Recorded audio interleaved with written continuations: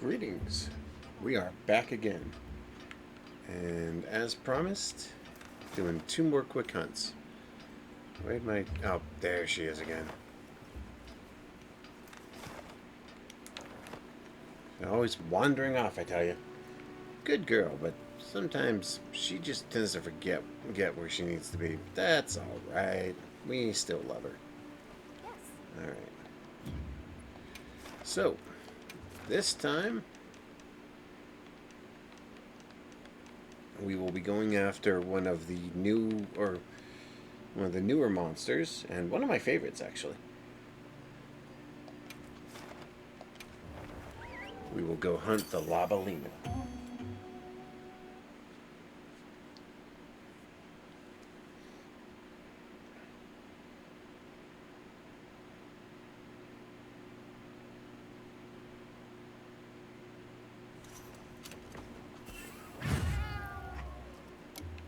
Let's have another hunt. Now you also notice I've got a new weapon on my back. I'll show you how that works in a minute. Hope you find something useful. But this is a special weapon because it's not like the special Artian weapon I was using earlier. This is a monster-made weapon, specifically the Poison Blade. And it's made from the monster I hunted in the last video, the Geyserops, or however you want to pronounce that crap. Essentially, it's a blade that does mammoth poison damage, which allows you to rapidly stack a endless tide of poison damage points, which allows you to weaken an enemy rapidly. Very handy against certain opposition who are vulnerable to it, but generally still pretty handy because... Oh, what happened? Oh, button fire. There we go. It's still pretty handy because almost everything is vulnerable to poison at some level. Some just more than I others. gathered some materials too. But combining it with its high level damage, that makes this a great weapon. And the fight is on. Hello, Labalina.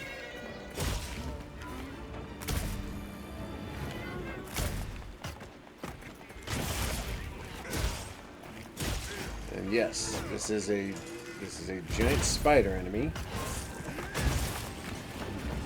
And she is very much she is one of the prettiest enemies in the game.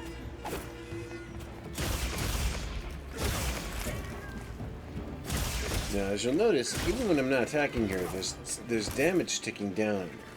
That is poison effect. And now that she's poisoned for a short time, she'll take continued damage from the poison effect. Once it stops, I can reapply the effect by simply doing more damage. But she does sometimes gain a brief immunity to it during that time frame. Now you'll notice that the Labalina does pirouettes. She spins, she dances. Her name is literally the letters for ballerina, simply out of order. It's entirely intentional. And then, on top of that, when you do enough damage, she gets a freaking ball gown with that rosebud rear of hers. And these little things that she releases are paralytics. They will paralyze you. Now, I have the anti-para jewel on mine, so I'm not vulnerable to it like I would be without it. But paralyze is a very powerful effect in the game.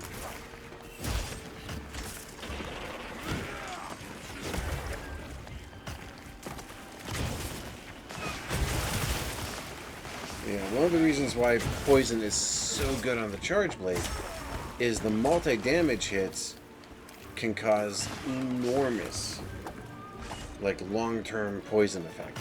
And poison constantly damages the target. So if you're trying to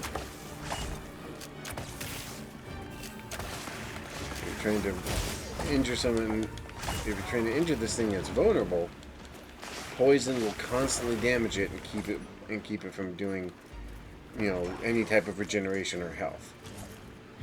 Now I'm healing, now I'm healing, now I'm healing. There we go. And now I rapidly reapply the poison. That knocked it down. And I can just start spin to win.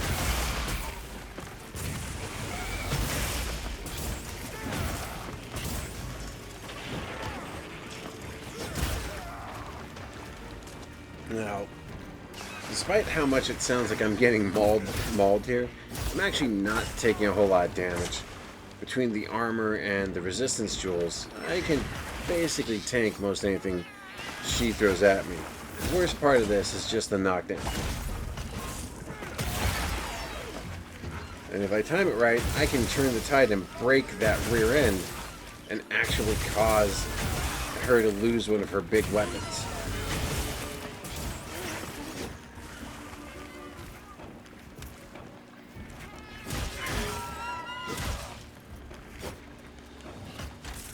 Now she's on the run. So I have to go after her again. And Labalina is definitely one of those cases where I think they had this scene in their heads for this really intense scenario that they wanted us to run into. And they decided that the best way to make that work was to create an enemy that fit the scene, and that was a spider. Ooh, mounted. Okay, so I mounted her, which means I can now try to do just rapid slash, and eventually I get to pull out my big stick and do the Blades of Doom again, and that is just a massive amount of damage. I could capture her. Truth is, I don't need to. I actually probably have enough of her stuff that it doesn't matter. But the thing is, it doesn't matter either way. Even if I did try to capture her, there's a real chance I might end up just killing her outright. Simply because the poison might wind up killing her anyway. See?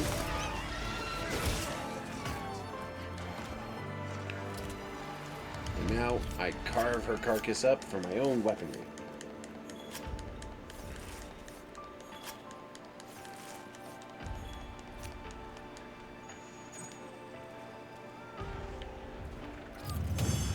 And Cat's angry at the bird because the bird stole its food. And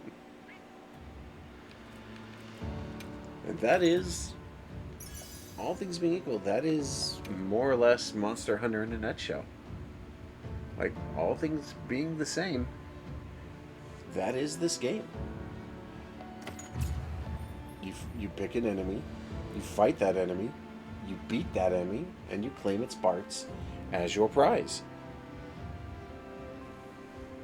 And for lack of a better term, that is the game's entire gameplay loop, just with ever increasingly difficult targets. There is a story. It involves this kid over here and searching for his lost family, which we actually have found, because this is where you find them. Well, below this, actually. But for now, let's go say hi to everybody's favorite new waifu, Gemma.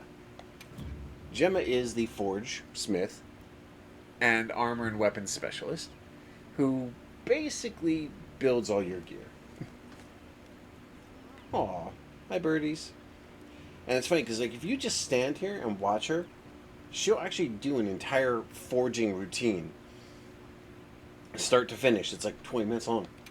Insane levels of detail. But let me show you what happens with forging. So I've got the parts. I've acquired a number of parts. So what I want to make?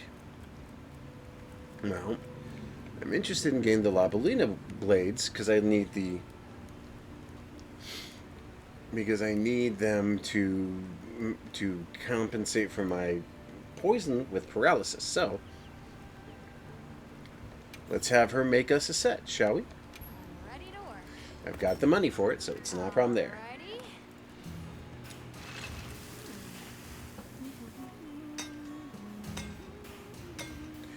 I love that she hums the Monster Hunter theme song. Perfection. Gorgeous. Equip those as my secondary. And now I can eventually build a third one, but it requires specific equipment. And this is universal to everything in the system, from the arc Veld's blades to from the arc Veld's blades to the Doshagama blades. Everything you get, everything you acquire, every weapon you pick up in the game has to be acquired through one of these things.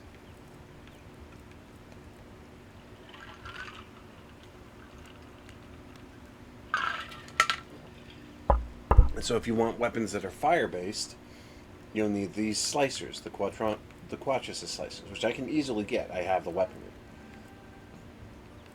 But for each level, they get more difficult and more expensive. Like these are the flails of the Crimson Odagoran. These are the Jindalad blades, which I cannot get right now, so we'll get there. These are the dual hatchets, which are just the metal weaponry. The Guardian Knight sabers, which you get from the. I'm assuming these are you need the Earth Crystal, Queer, and the Aqua Sacs. Yep. The Rathalos gear, etc., etc., etc. And then same thing applies for the armor. Right now, I've got a set of Gravos armor. I have a Gravos helmet. I can get a Blango helmet. I can get a Blango mail.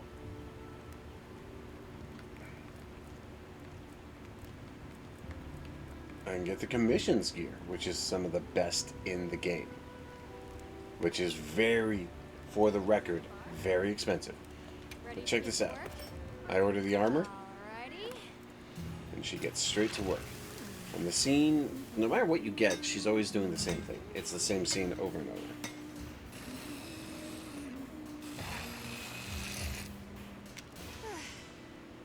Perfection.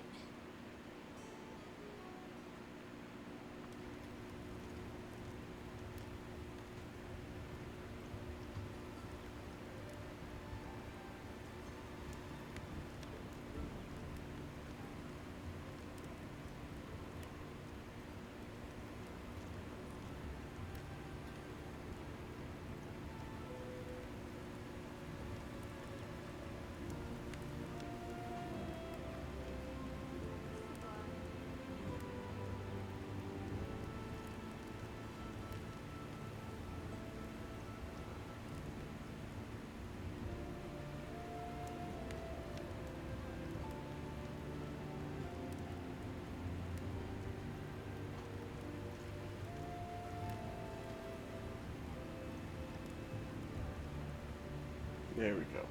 And now, with the armor ready, I can go ahead and equip it. And you'll notice that each of these requires certain specific items that are very hard to get. Now I can upgrade this armor using the spheres I've acquired through hunts and other means, and that makes this armor even more powerful. But every armor is unique and has its own benefits and drawbacks. This armor has incredibly good defense, but by the same token, it has a very low level of attachments. So its natural resistance is very high, but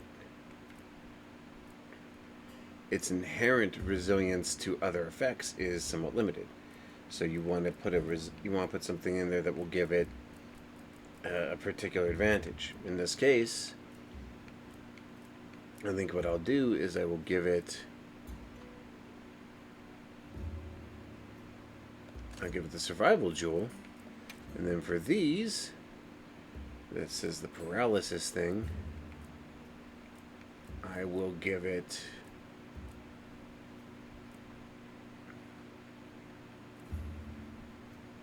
I need. The grinder jewel's good. And then we look for another item to give it an advantage. So, what would be.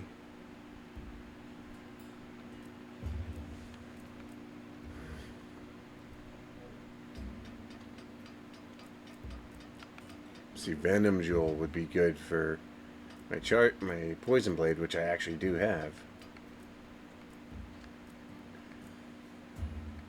These are the level 3s, which I do not have. Enhancer.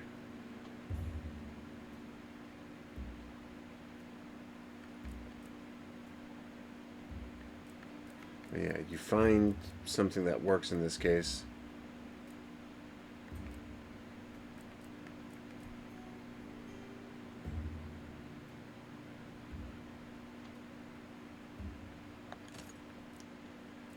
And like Focus Jewel, I don't have a level.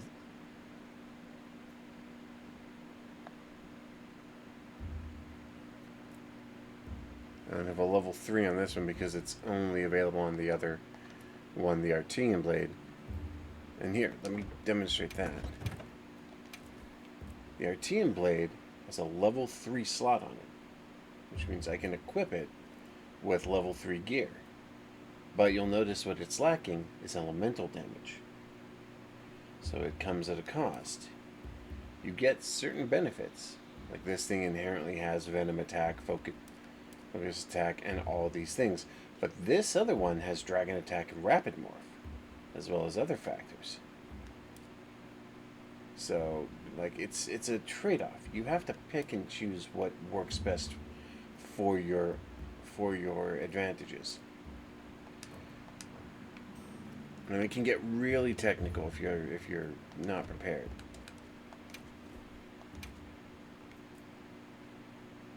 Let's make a meal real quick. And then we'll do one more mission, shall we?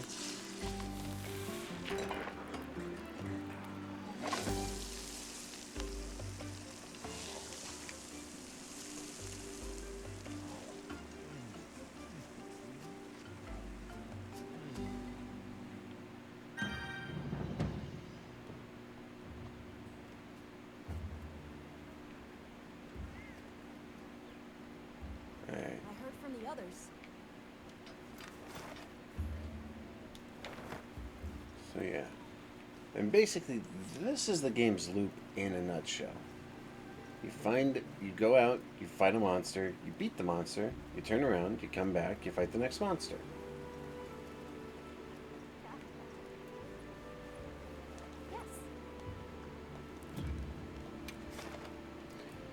Now I'm only doing optional press right now because I don't want to do anything too heavy when I'm only doing short, like 20 to 30 minute videos. So we'll do something simple. Yeah. Aqua Matrice will do just fine. This is the second monster you fight in the game. And in general, it's a great introduction to how much variety this game's monster designs have. You're talking, this thing was like the second enemy you face, and you go from the giant toad to the flame chicken. Let's have another hunt with no surprises today. And of course, whenever you're out, you can always grab supplies, you can always grab equipment, you can always grab whatever you need, and then you go from there. Now, if you want to, the bird can actually navigate towards your target for you. You don't have to do it manually. He'll actually go there on his own. He's also completely immune to fall damage, so you can use him as a freaking Rathion doing around here.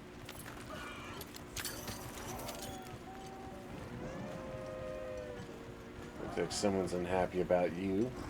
Alright, big boy. Yeah! And the battle is on. Now, why are these weapons good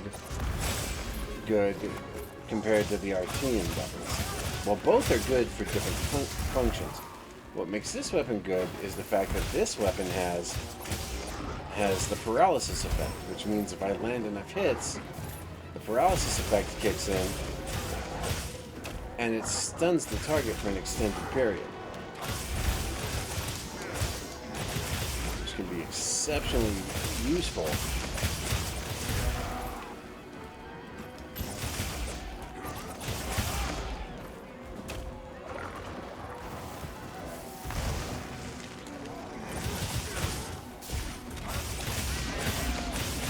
See, now it's paralyzed, which means for a limited time, it can't do anything while I just go to town on it. And if you have a high enough paralysis damage threshold, you can literally put it in stun lock.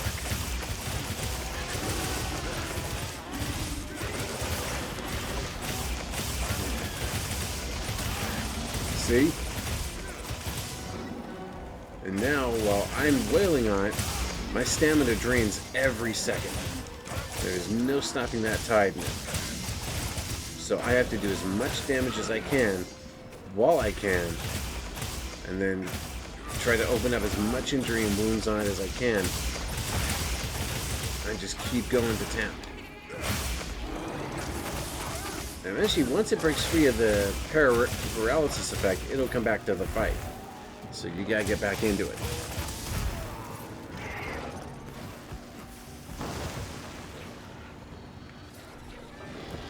Quick mending mantle, we'll deal with that.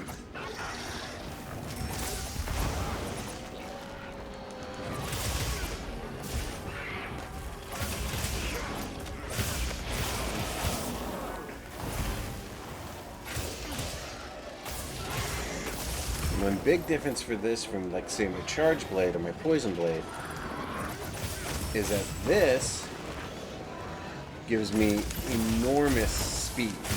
I can maneuver a lot faster, but I lose all guard and damage reduction. So it's the trade-off.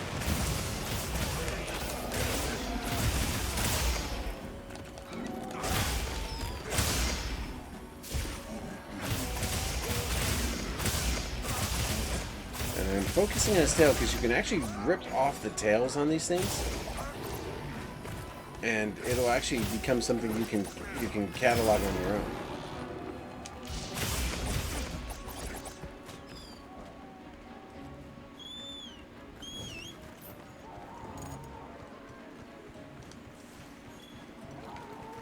Let's see, these bugs out here in the wilderness can be used to heal you up as well.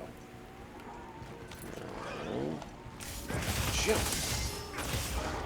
Let's see, now it's in the middle of all the herbivores, which means it's going to inadvertently kill some of them too. And unfortunately, that's actually part of the game's story, is that sometimes these things become a threat to the actual environment itself. Oh no. Freaking Ravion's horning in on me. Yeah, and for the record, they will fight each other. Like, they will fight each other. One way you can deal with that is you should always carry around these things, the dung pods. Why? Because while they're fighting each other, you can hit one of them with the dung pod, and that'll make them fight. And then the one that's gotten hit will eventually retreat from the battleground because it doesn't want to be involved anymore. See? Meanwhile, the quatermice is down. I can charge in.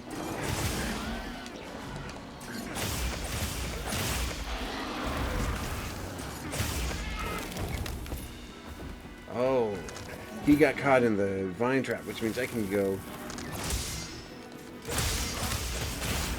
And here comes the back end.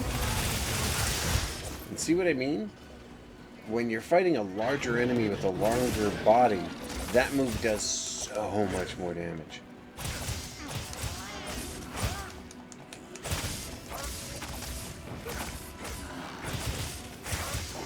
It's not without its limitations. Like, don't get me wrong. It's not the biggest vulnerability of these things is that they don't do a lot of wound damage. So, like, it takes forever to open up a wound on an enemy. But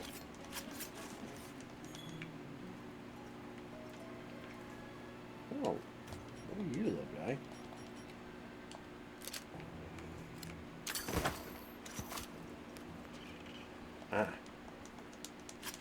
Yeah, one of the things you can do in the game is capture what they call endemic life. And endemic life is everywhere in this game. And capturing it actually has impacts. Like, watch. Capture a Vega Wasp. Capture a Vega Wasp. I now have its data in the system.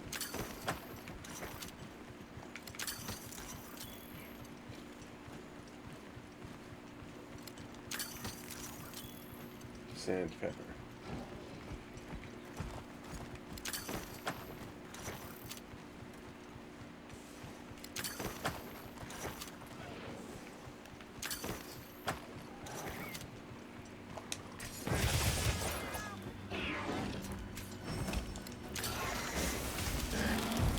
Yeah, see?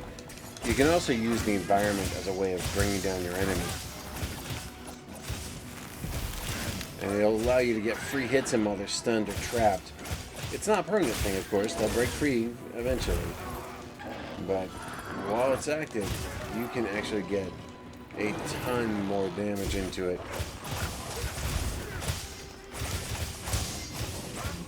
Just like before, you add up and do the... You just go hog wild with the Blades of Doom, and it will add up tons of damage in the long term. But it does come with a downside.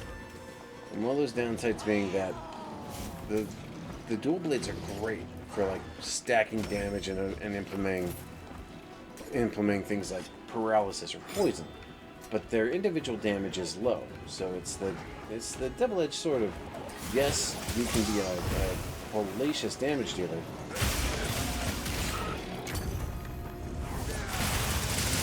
see, look at that, just straight stacking criticals on him. Oh, and his tail. And see, now his tail's come off. I can get his tail, which gets me a bonus piece of item, and then I can go right back to him and come after him full force. Demon mode activated.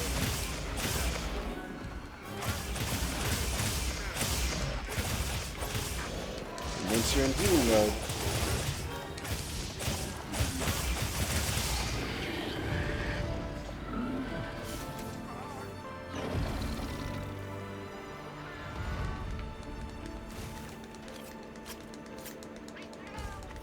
that is a successful hunt.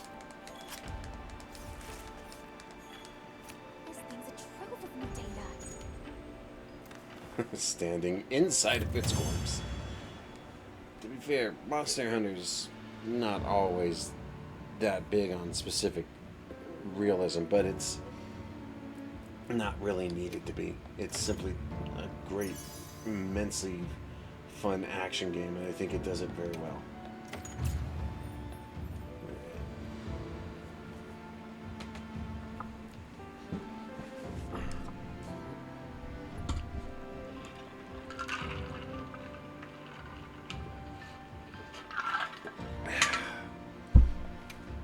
Remember to keep hydrated.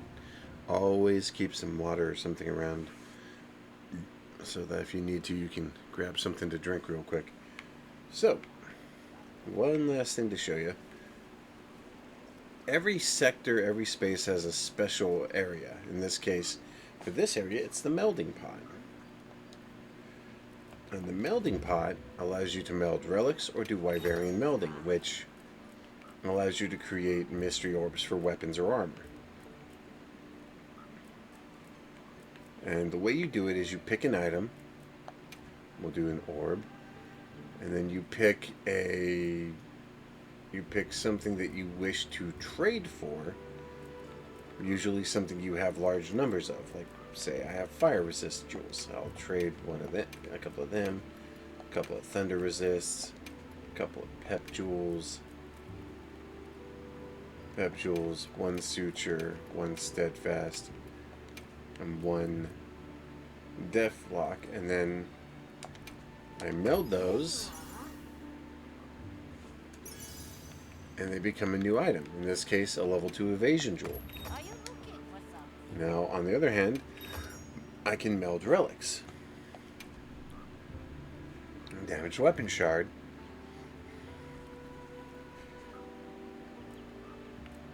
And then you can take these items, which have different values, apply them to the item, and go from there.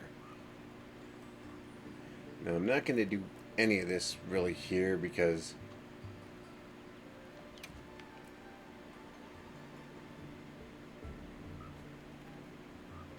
I have a limited supply of these items. I need to go hunt some tempered monsters, which I'll probably do next time.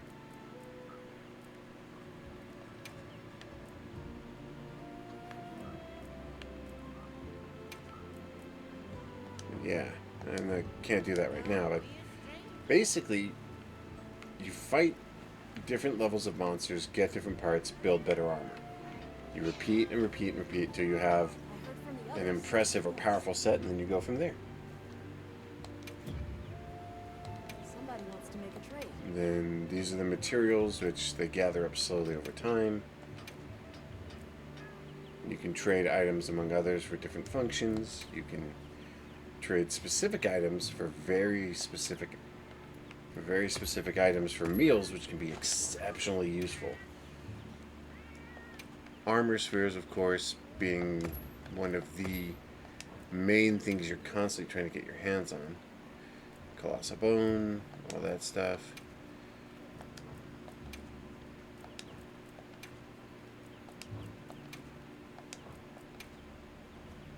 Yeah, but you can basically trade with others and get plenty of materials and supplies that way.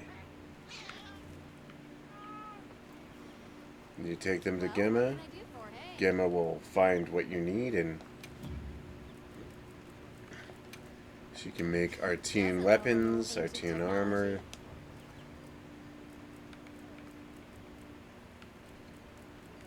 Alright, let's see what we can come up with. So let's say, for example, I want to make an insect glaive. I do the blade attack infusion.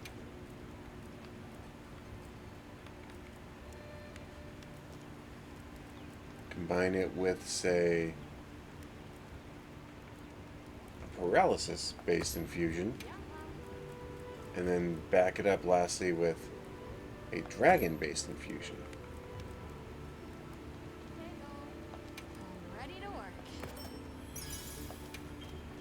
And I equip that as my primary weapon. And I now have an insect glaive of extremely high level. And insect glaives are really good, but they're also kind of weird, and you need to do very specific things with them. Like in this case, if I want to make this guy into a poison effect, Ready to get to work? he makes me a poison effect. Boom.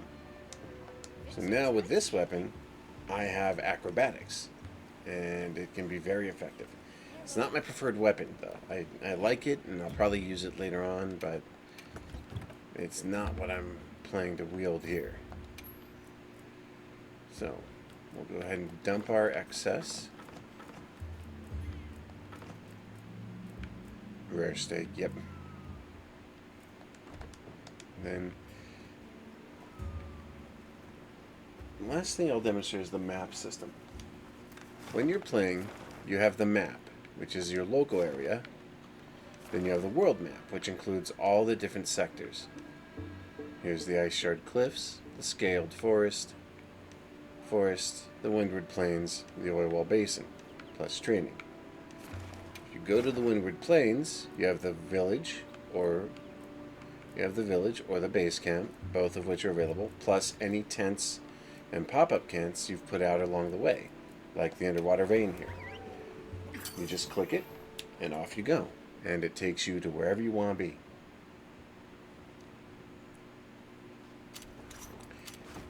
And each of these has value because they each represent an area that's unique that you can get to that does a specific job. Like, for example,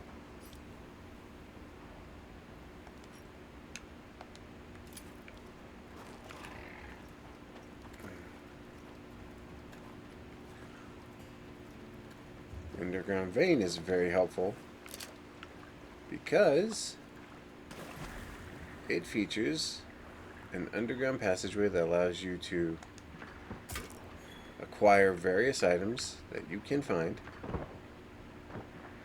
You can also catch fish here, find endemic life, and even find rare and special items like snow herbs, Wilk crystal outcroppings, even Wilk gemstones. And each of these is their own little sector. Each of these has their own functions. Each of these has their own endemic life. Each of these hides things that might be of value to you. See? Fish! My fish. Golden fish. Golden scale. Nice. And this is one of the best parts about this game, is that nothing is required beyond hunting the monsters. Everything else is secondary. but you get rewarded for everything else you do. So like if I dive in here, I'm now in this underground system, which is different from the one I was just in. Check your map when you're ready. And Chattercopper is not a concern to me, dear. He is just an annoyance that I will deal with later. Exquisite fossils, snow herbs, exquisite fossils. And see, I'm back at the surface again. So yeah, everything in this area links or circles back around into these regions, and they all interconnect. Then when I'm done here, if I want to, I can hit the map and take off to the base camp. What this game did better than World, what this game does better than World, is it does not waste your time. It acknowledges that there are things that must be done and that you have to have certain things done in a certain way, but it doesn't require you to waste so much of your time with, as I called it, mindless busy work. So here I am. I can buy literal parts of monsters, high level or low level, from the traders, from the salesmen. I can buy supplies and screamer pods. I can buy,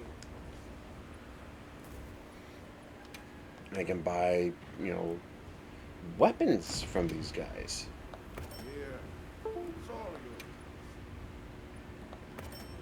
Poison Capri.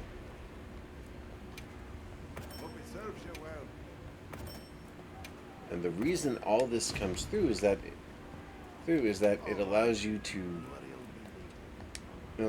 get, equipment, weaponry, hardware, stuff you would sometimes make yourself or otherwise provide. It can be found other ways, and that is super helpful. Now here's one other thing. This game, I don't remember if it was in Worlds or not. Maybe it wasn't, I don't remember it. But it introduced the concept of bounties. Bounties are super, super, super high level stuff. Basically, with them, you complete missions that are ranked above a certain level or higher. You get those done, you get a certain amount of points and other stuff. That's very helpful. This guy is your food supplier. He keeps you stocked up on rations and other items that you use for making meals, and that's generally the gist of it. Each area is different. Oilwell Basin has a armor orb forager. Ice Shard Cliff has rogues and a number of others, plus tempered foes that you can fight.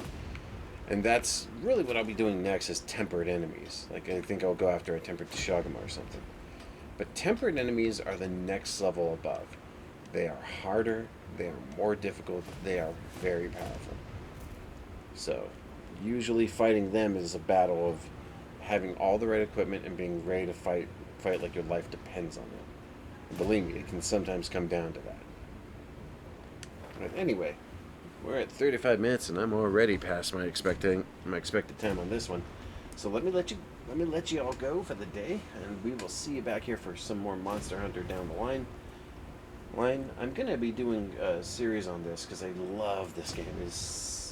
It honestly took me by surprise how fast I got back into Monster Hunter thanks to this game. So I will see you guys next time. This is the Solo Gamer. You can call me Matt, and I will check you out then.